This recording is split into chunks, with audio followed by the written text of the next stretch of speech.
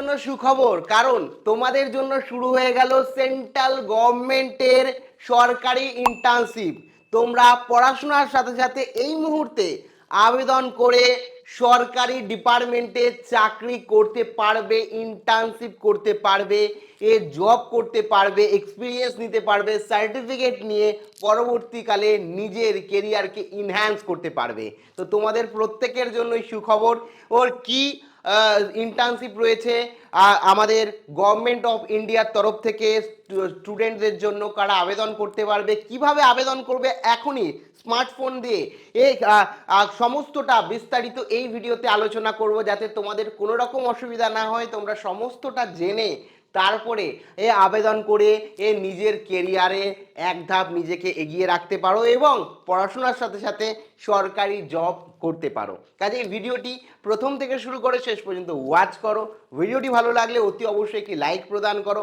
আমাদের পরিবারের সদস্য না হয়ে থাকলে সাবস্ক্রাইব বাটনে ক্লিক করে বেল আইকনে ক্লিক করতে কিন্তু একেবারেই ভুলো না। দেখো, সবার প্রথমেই তোমাদের প্রত্যেককে জানিয়ে রাখি যে ইন্টার্নশিপের নাম কি। তোমাদের আগে একটা ইন্টার্নশিপ বলেছি, যেটা ছিল তোমাদের প্রাইভেট ইন্টার্নশিপ, বা তোমরা বলতে পারো ইন্টারন্যাশনাল ইন্টার্নশিপ প্রাইভেট কোম্পানির, মাল্টি ন্যাশনাল কোম্পানির। কিন্তু এখানে যদি বলি, এটা কিন্তু আমাদের গভর্নমেন্ট অফ ইন্ডিয়া, ঠিক আছে, ভারত সরকারের স্বীকৃত, ভারত সরকারের তরফ থেকে ছাত্রছাত্রীদের জব অপরচুনিটি, পড়াশোনার সাথে সাথে এক্সপিরিয়েন্স, সাথে সার্টিফিকেট দেওয়া হয় শুধুমাত্র ইন্ডিয়ার ছাত্রছাত্রীদের জন্য, মানে ভারতের ছাত্রছাত্রীদের জন্য, সমগ্র রাজ্যের সমগ্র ছাত্রছাত্রীদের জন্য, যারা যেখানে ভারত সরকার কিন্তু এই ইন্টার্নশিপ দেয়, যেটার নাম নীতি আরোগ্য ইন্টার্নশিপ। এই নীতি ইন্টার্নশিপ বা নীতি আরোগ্য ইন্টার্নশিপে এলিজিবল ক্রাইটেরিয়া কি রয়েছে,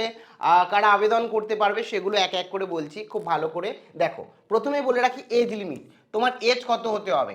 তোমরা যারা স্টুডেন্ট রয়েছো, পড়াশোনা করছো বা পড়াশোনা কমপ্লিট করে ফেলেছো, সেক্ষেত্রে কিন্তু 17 থেকে 40 বছরের মধ্যে যদি বয়স হয়ে থাকে, তাহলে কিন্তু তোমরা এই নীতি আয়োগ ইন্টার্নশিপে আবেদন করে নিজে জব অপরচুনিটি, একই সাথে তোমরা পড়াশোনার সাথে সাথে জব এবং সার্টিফিকেট নিয়ে নিতে পারো।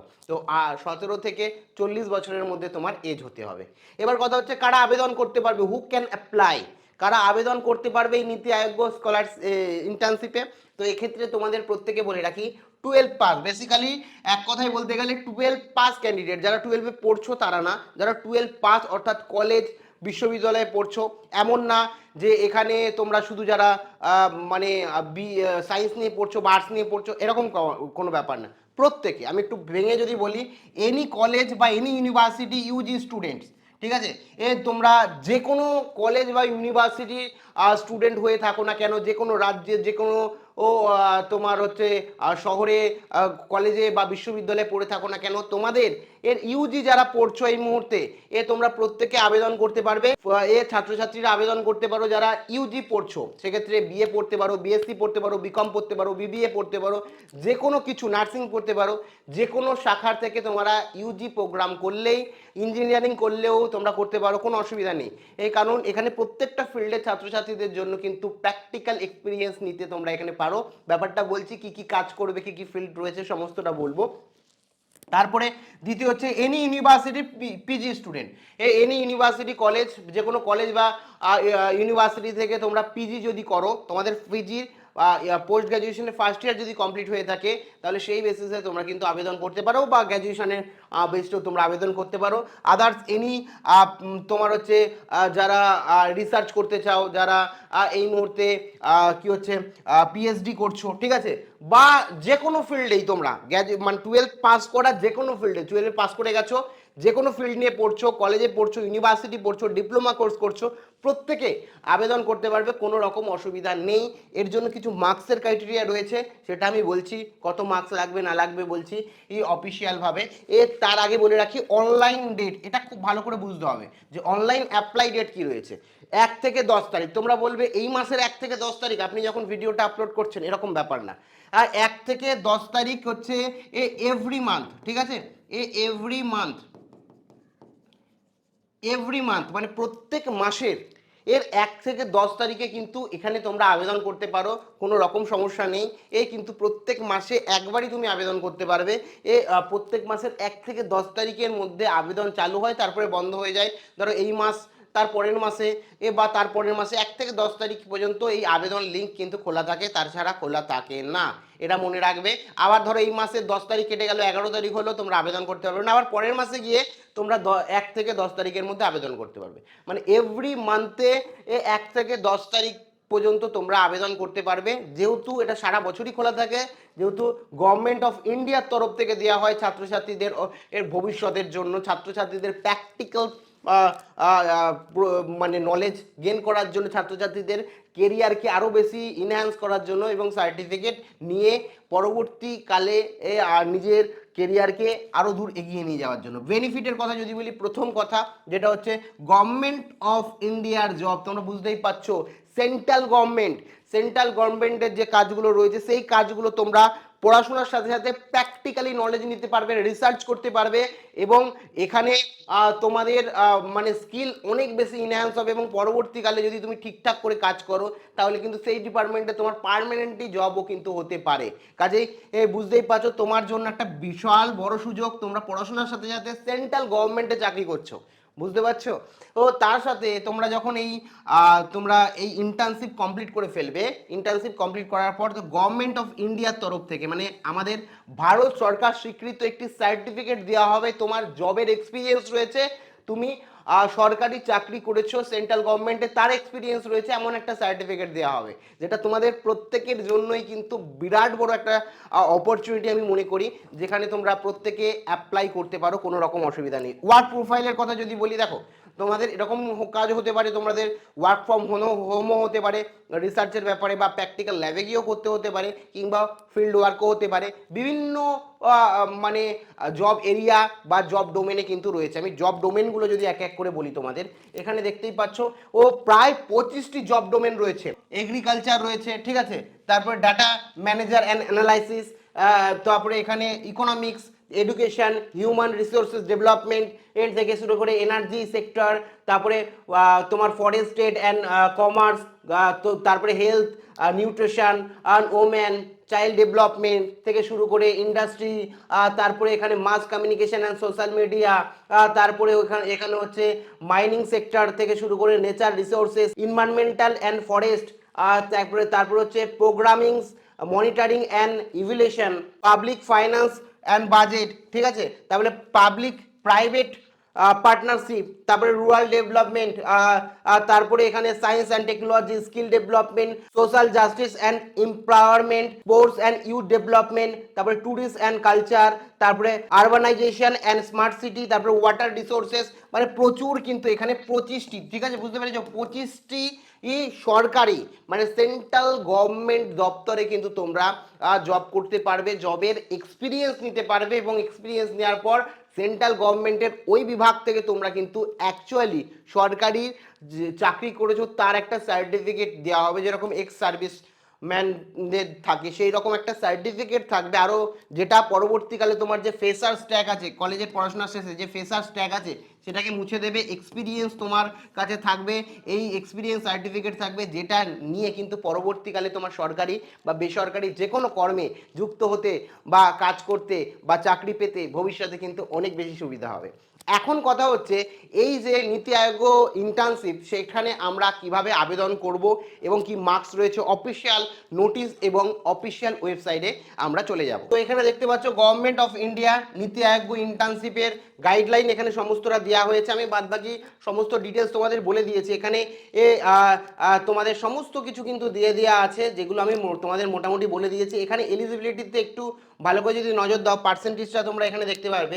এখানে বলে দিয়েছি আন্ডার গ্র্যাজুয়েশন কমপ্লিট তোমাদের না হলেও চলবে, তোমাদের আন্ডার গ্র্যাজুয়েশনের সেকেন্ড ইয়ারে তোমরা যদি থাকো, ও কিংবা ফোর্থ ইয়ারে থাকো, ব্যাচেলার ডিগ্রিতে বা থার্ড ইয়ারে থাকো, ও সেক্ষেত্রে কিন্তু তোমাকে 85% কিন্তু সেকেন্ড ইয়ারে পেতে হবে, ঠিক আছে।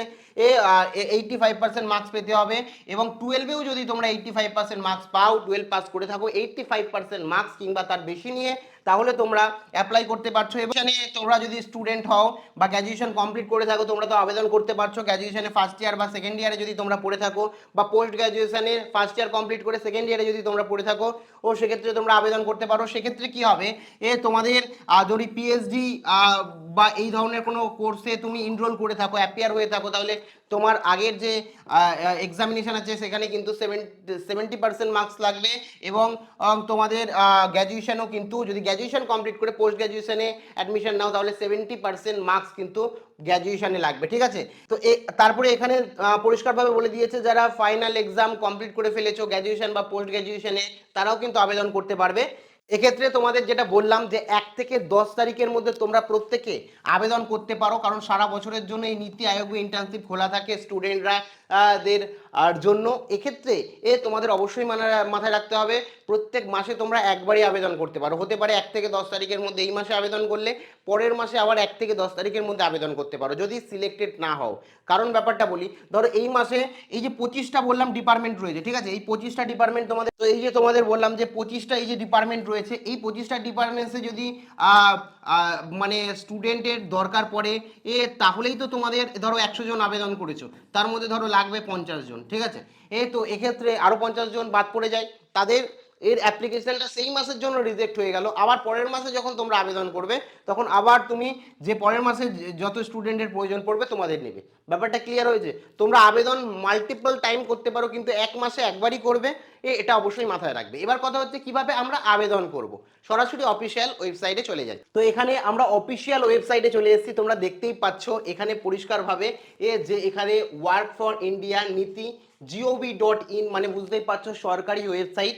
সরকারি ওয়েবসাইটে ইন্টার্নশিপ এন্ট্রি, মানে এখানে দেখতেই পাচ্ছ ইন্টার্নশিপ ম্যানেজমেন্ট সিস্টেম, ঠিক আছে, ইন্টার্নশিপ ম্যানেজমেন্ট সিস্টেম। এখানে ইন্টার্নশিপ দেওয়া হচ্ছে সেন্ট্রাল গভর্নমেন্ট থেকে, গভর্নমেন্ট অফ ইন্ডিয়া থেকে, ঠিক আছে, নীতি আয়োগ, দেখতেই পাচ্ছ অফিসিয়াল ওয়েবসাইট। এবার এখানে তো এই অফিসিয়াল ওয়েবসাইটে তোমরা এসে জাস্ট এখানে কি হচ্ছে অ্যাপ্লাই নাও বলে যে অপশনটা আছে, অ্যাপ্লাই নাও ক্লিক করলে কিন্তু তোমাদের কাছে ইন্টারফেস খুলে যাবে। এখানে কি কি দিতে হবে তোমরা একটুখানি নিজেরাই বুঝতে পারছো, যে নাম দিতে হবে, তোমার ফাদার নেম, অ্যাড্রেস, ঠিক আছে, কন্ট্যাক্ট নাম্বার অবশ্যই ঠিকঠাক দেবে, ইমেল অ্যাড্রেস অবশ্যই ভ্যালিড দেবে, এইগুলো দিতে হবে। তারপরে এখানে যদি দেখো কোয়ালিফিকেশন, ঠিক আছে, এডুকেশন কোয়ালিফিকেশন দিতে হবে।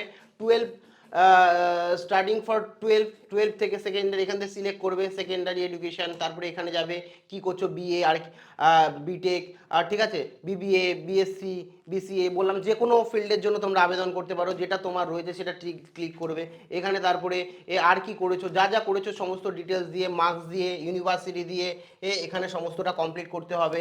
তারপরে যদি যাও এরিয়া অফ ইন্টারেস্ট, তোমার কোথায় কোথায় ইন্টারেস্ট রয়েছে, এডুকেশনে রয়েছে, ইকোনমিক্সে রয়েছে, তোমার আর এখানে হেলথে রয়েছে, ইন্ডাস্ট্রি রয়েছে, তুমি যে ফিল্ডে অ্যাপ্লাই করতে চাও, এমন না তুমি এবার এই ফিল্ডে, ধরো এবার তুমি স্পোর্টস অ্যান্ড ইউথ ডেভেলপমেন্টে তুমি এবার চুজ করলে ডিপার্টমেন্ট, পরের মাসে যখন আবেদন করবে তুমি পাবলিক প্রাইভেট পার্টনারশিপেও তুমি অ্যাপ্লাই করতে পারো। তারপরে এখানে তোমার এখানে যেদিনকে অ্যাপ্লাই করবে সেই ডেট দেখাবে এবং প্লেস অফ সাবমিশন দেখাবে। তারপরে এখানে জাস্ট প্রিভিউতে ক্লিক করে দেখে নিয়ে তোমরা কিন্তু অ্যাপ্লাই করে দেবে। যদিও 1 তারিখ থেকে 10 তারিখের মধ্যে তোমরা আবেদন করতে পারবে, আবেদন লিঙ্ক কিন্তু তখনই খুলবে। আর যেটা তোমাদের বললাম 1 থেকে 10 তারিখের মধ্যে তোমরা আবেদন করতে পারবে, আর আবেদন করার পর তোমাকে ভেরিফাই করবে, ভেরিফাই করে তোমাকে ইন্টার্নশিপের ব্যাপারে কন্ট্যাক্ট করা হবে এবং তুমি সরাসরি ইন্টার্নশিপে যোগদান করতে পারবে, নিজের এক্সপিরিয়েন্সকে গেইন করতে পারবে এবং পরে একটা যেটা বললাম সার্টিফিকেট পাবে। এবং এই ইন্টার্নশিপের যে ডিউরেশন রয়েছে সেটা কিন্তু তোমার মোটামুটি 2 মাস থেকে 6 মাসের মধ্যে বা তার বেশিও হতে পারে, according to department, according to internship, যে তুমি কোন ইন্টার্নশিপ নিচ্ছ, কি ইন্টার্নশিপে রয়েছে, সেই সমস্ত কিছুর ওপর কিন্তু তোমার এই মানে ডিউরেশনটা নির্ভর করছে। যাই হোক, সমস্তটা বললাম। তোমরা যারা যোগ্য রয়েছে অবশ্যই আবেদন করো। এটা তো গেল কেন্দ্র সরকারের তরফ থেকে ইন্টার্নশিপ স্টুডেন্টদের জন্য। আর যদি আমাদের পশ্চিমবঙ্গ অর্থাৎ West Bengal student internship programme সম্বন্ধে জানতে চাও, আবেদন করতে চাও, তাহলে এই ভিডিওটি দেখে নিতে পারো। এখানে সমগ্র ডিটেলস তোমাদের দিয়ে দিয়েছি আমাদের রাজ্যের মুখ্যমন্ত্রীর নির্দেশে West Bengal student internship programme সম্বন্ধে। প্রত্যেকে ভালো থেকো, আবার দেখা হচ্ছে পরবর্তী ভিডিওতে। জয় হিন্দ, জয় ভারত।